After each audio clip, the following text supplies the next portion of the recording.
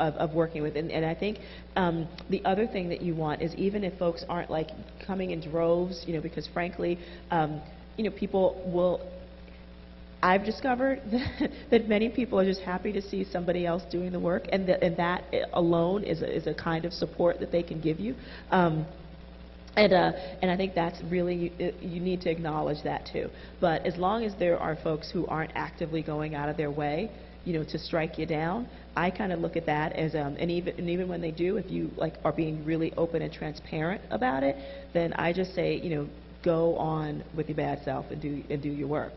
And people will come along. I mean, most people in my neighborhood did not even know what was going on as we were working to build the parks. We're still doing education, around the Greenway as it's being constructed, to let people know that this is something that actually grew out of the community's interest to see more things that were safer and better and for them happen. And it really is, when people understand that, that type of experience is helping them grow and develop on their own, and that's how you gain allies.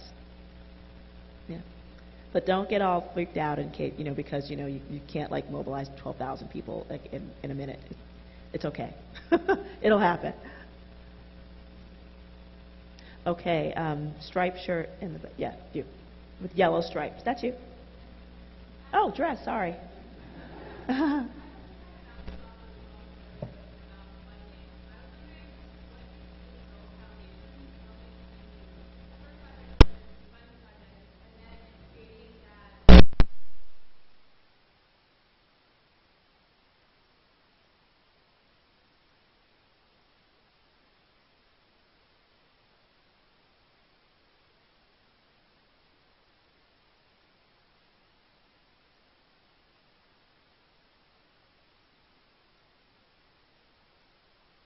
Related investments, and it means that you can literally fund some kind of enterprise with for a group that wants to do a program for a teen, either low, no interest, whatever, but they can even be grants. But the whole goal is that they go specifically towards some kind of social innovation, and it's literally it's like a part of the federal, finance code or something like that. Less than 10% of the foundations, in this country have ever even used that, and that particular code has been around since, I believe, the Carter administration. It's just not used. So I find that really kind of bizarre. I just found out about this stuff a few years ago after I no longer ran a nonprofit, and I was just like, why isn't that used more as a way to really spur this kind of innovation? Because the thing is, when you start a company, when you start small businesses, there is some trial and error involved. And I actually think that, especially when you start looking at, microfinance, even in this country, and the fact that it is small businesses that really are the ones that are keeping us afloat as a country, that it would make sense that if you're really talking about creating different economic outcomes in our communities, that you would support local entrepreneurship. And we're not seeing that so much on the foundation level. And that kind of scares me a little bit. Yes? All right.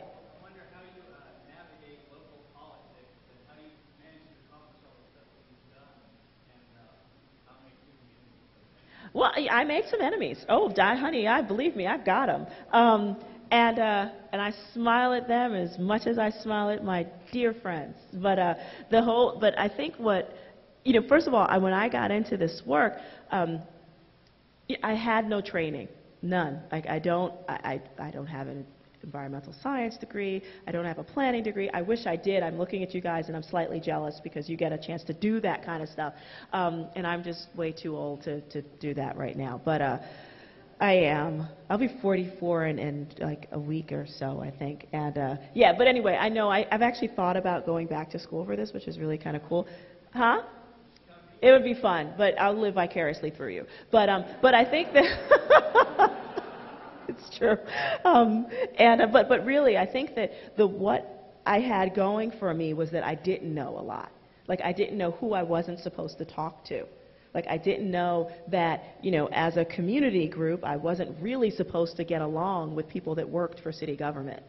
I didn't know that there were businesses that I was just not supposed to talk to. I had no idea. And so I went and I talked to everybody. And I was like, okay, let's figure out how this is going to support your self-interest, and what are you going to get out of this, and how can we work together so that we're all just getting a little bit of something that we like.